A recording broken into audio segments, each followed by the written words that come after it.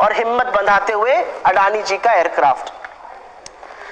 फिर अब आपको एक तस्वीर दिखाती हूं। यह तस्वीर लोकसभा की है। राहुल गांधी जी बोल चुके थे 7 तारीख को। 8 तारीख को प्रधानमंत्री महोदय ने वक्तव्य का, राष्ट्रपति के संबोधन का समापन किया अपना वक्तव्य देकर। यह तस्वीर उस दिन की है, लोकसभा की। आपका नहीं पता, लेकिन मुझे एक अत्यंत घबराए, एक अत्यंत बौखलाए, जिसका गला सूख रहा था और जो बार बार पानी पी रहे थे, ऐसे प्रधानमंत्री जी नजर आए, क्योंकि डर तो सबको लगता है और गला सबका सूखता है।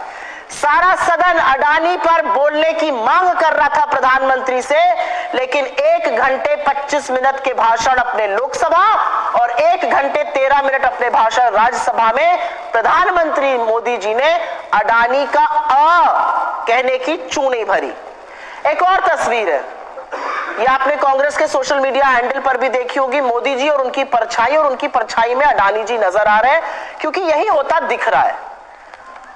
और तस्वीर दिखाने का मेरा उद्देश्य सिर्फ यह है कि एक बिजनेसमैन दावे के साथ ये कह सकती हूं, कोई और होता या कोई और सरकार होती तो ED, SFIO, MCA, directorate of revenue intelligence, income tax, SEBI, RBI, insurance regulator, ऐसी तमाम संस्थाएं अभी तक इसमें कूद पड़ी होती। लेकिन भाई सैया भाई कोतवाल तो डर काहे का, कोई चू ही नहीं कर रहा है, कोई शब्द ही नहीं बोल रहा है। वित्त मंत्री ने जुलाई 2021 में कहा था सेबी कुछ तफ्तीश कर रही है अडानी समूह पर। 18 महीने हो गए, वित्त मंत्री के मुंह से अडानी नहीं निकलता है। प्रधानमंत्री पानी पीने लगते हैं अडानी का नाम सुनकर, और सेबी क्या कर रहा है ये किसी को पता ही नहीं है। और वो सेबी, वो मार्केट रेगुलेटर जहां पर अडानी जी के समधी मेंबर है सेबी बोर्ड के। आप कॉन्फ्लिक्ट ऑफ इंटरेस्ट देखिए, जिस सेबी को आपको इन्वेस्टिगेट करना है उसके बोर्ड पर आपके लड़के के ससुर, आपके समधी मेंबर है सिरिल श्रॉफ जी, और सरकार चुप है। आरबीआई ने बैंकों से पूछा आपका कितना एक्सपोजर है, इंश्योरेंस रेगुलेटर इरडा चुप बैठा हुआ है। डायरेक्टरेट ऑफ रेवेन्यू इंटेलिजेंस का एक केस चल रहा है अडानी जी के खिलाफ, अगर चाहे तो बस उसी का दायरा बढ़ा दे, सारी तफ्तीश हो जाएगी। सुई पटक सन्नाटा। एसएफआईओ चुप, ईडी चुप, लेकिन अभी कोई राजनीतिक प्रतिद्वंदी होगा तो ईडी के साहब सबसे पहले पहुंच जाएंगे। तो ये असलियत है। लेकिन दुनिया क्या कह रही है?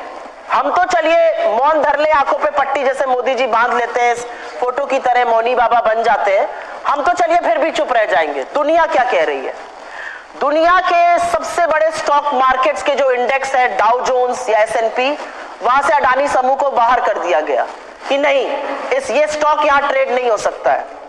दुनिया के जो बड़े बड़े बैंक्स होते हैं, फाइनेंशियल इंस्टीट्यूशंस जो आपको लोन देते हैं कोलैटरल पर, चाहे वो क्रेडिट स्विस हो, चाहे वो सिटी ग्रुप हो, चाहे वो स्टैंडर्ड चार्टर्ड हो, उन्होंने कहा हम अडानी के बॉन्ड लेकर अब लोन नहीं दे सकते, इनकी विश्वसनीयता खत्म हो गई है। बड़े बड़े ब्रोकरेज हाउसेस ने अडानी को डाउनग्रेड कर दिया है। बड़ी बड़ी रिसर्च रिपोर्ट्स ने कहा है कि इनका रेवेन्यू बहुत खतरे में आ जाएगा, इनको लिक्विडिटी की प्रॉब्लम होगी। अडानी को ज्यादा शेयर्स फिर से प्लेज करने पड़े सरकारी बैंकों के पास। और यही नहीं, जो पेंशन फंड, चाहे वो नॉर्वे का पेंशन फंड हो जिसने पैसा लगाया था अडानी में, उन सब ने अपनी अपनी स्टेक होल्डिंग बेच दी है, कुछ ने तो घाटे पर बेच दी है। दुनिया ये कह रही है अडानी के बारे में, और हम मुंह में दही जमाकर, जिस पर जीएसटी लगा हुआ है, आंख पे पट्टी बांध के चुप बैठेंगे। और क्यों सवाल उठ रहा है एलआईसी और एसबीआई पर? क्योंकि आप में से जो म्यूचुअल फंड में इन्वेस्ट करते हैं, डोमेस्टिक म्यूचुअल फंड, जो बड़े बड़े अच्छे म्यूचुअल फंड इंडिया के हैं, वो अडानी के किसी भी स्टॉक में पैसा इन्वेस्ट नहीं करते हैं, क्योंकि वो मानते हैं कि वो रिस्की इन्वेस्टमेंट है। No good mutual fund in India invest in the Adani stocks, but LIC invest. और एक अब आपको मैं पते की बात बताती हूं, आप में से जो युवा हैं या जिनके मित्र होंगे जो नौकरी सरकारी ढूंढना चाहते हैं, लोगों को लगता है एनटीपीसी में नौकरी लग जाए तो बड़ा अच्छा रहेगा, पावर ग्रिड कॉर्पोरेशन में लग जाए, आईजीएल में लग जाए, गेल में लग जाए, गुजरात गैस में लग जाए। आपको काला सच पता है अडानी और मोदी जी की मिली भगत का, मोडानी का काला सच ये है कि जब एलआईसी को पैसे चाहिए थे अडानी स्टॉक में लगाने के लिए, उनका स्टॉक बढ़ाने के लिए, वो पैसा कहां से आ रहा था? जून 2021 से LIC ने लगातार अडानी के स्टॉक खरीदने शुरू करे। और आपको पता है क्या बेचकर वो पैसा आ रहा था? वो NTPC बेच रहे थे, वो पावर ग्रिड बेच रहे थे, वो IGL बेच रहे थे, वो गेल बेच रहे थे, वो गुजरात गैस बेच रहे थे और अडानी के स्टॉक में पैसा लगा रहे थे, जो कि हर पैरामीटर में इन कंपनीज के पीछे है। अर्निंग पर शेयर होता है, प्राइस अर्निंग मल्टीपल होता है, रेशियो होता है, हर रेशियो में पीछे थे। और उसके बाद भी सरकार की महारत्ना नवरत्ना कंपनी के स्टॉक बेच बेचकर पैसा जोड़ा जा रहा था कि मित्रगण, मोदी जी के जो सबसे अभिन्न मित्र हैं, उनकी कंपनी में पैसा डाला जा सके। अब ये लोग कहेंगे कि हम क्या चाहते हैं। मुझे लगता है सबसे पहले तो सरकार को जो सवाल राहुल गांधी जी ने उठाया उस पर जवाब देना चाहिए और 2 मिनट उस पर भी बात कर लेते हैं। राहुल गांधी जी ने सदन में, और मुझे नहीं लगता कि इससे बढ़िया भाषण, शालीनता, गरिमा, तथ्यों के आधार पर बिना उत्तेजित हुए, बिना तीखे सवाल किए, बहुत शालीनता से उन्होंने एक भाषण दिया। और उस भाषण में उन्होंने बोला कि हमारे सिर्फ 3 सवाल हैं आपके साथ। आपकी कौन कौन सी विदेश यात्रा पर आपके साथ अडानी जी गए? आपकी किस विदेश यात्रा पर वो आपके साथ नहीं गए लेकिन वहां पर आपसे मिलने आए? और आपकी कौन सी विदेश यात्रा ऐसी थी कि जब आप वहां से वापस आ गए तो अडानी जी को वहां पर कॉन्ट्रैक्ट मिल गया?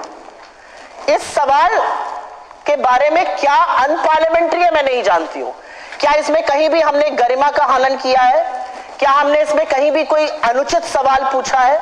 क्या मोदी अडानी रिश्तों के बारे में बात करना असंसदीय है? राहुल गांधी जी की उस स्पीच के 18 अंश प्रतिबंधित कर दिए गए और अगर आप उसको उठाकर देखिएगा तो वो प्रतिबंधित अंश वो है जहां पर मोदी और अडानी का नाम साथ में आ रहा है।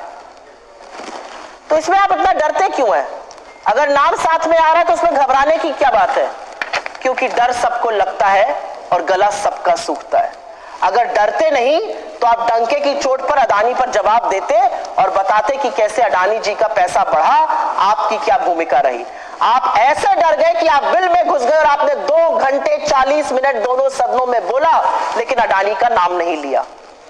तो राहुल गांधी जी ने आपसे ऐसा ही तो यही तो सवाल पूछा था। और ये सवाल क्यों पूछा था? बांग्लादेश में मोदी जी जाते हैं स्टेट विजिट पर, वापस आते हैं, अडानी जी को 25 साल का पावर कॉन्ट्रैक्ट मिल जाता है। मोदी जी श्रीलंका गए, वहां का ऑफिशियल ऑन रिकॉर्ड, हम नहीं कह रहे, वो वहां का ऑफिशियल कह रहा है, प्रधानमंत्री ने कहा अडानी को कॉन्ट्रैक्ट देना। मोदी जी इजराइल गए, इजराइल से वापस आए, हमारी सरकारी कंपनी को कॉन्ट्रैक्ट नहीं मिला लेकिन अडानी जिसका डिफेंस में कोई रत्ती भर एक्सपीरियंस नहीं था, उनको स्मॉल आर्म्स लाइसेंस, MRO, हर चीज का, हाइफा पोर्ट का कॉन्ट्रैक्ट मिल गया। और ये पैटर्न है। तो मोदी जी की डोमेस्टिक नीति भी और मोदी जी की विदेश नीति भी पूरी तरह से अपने मित्र के बचाव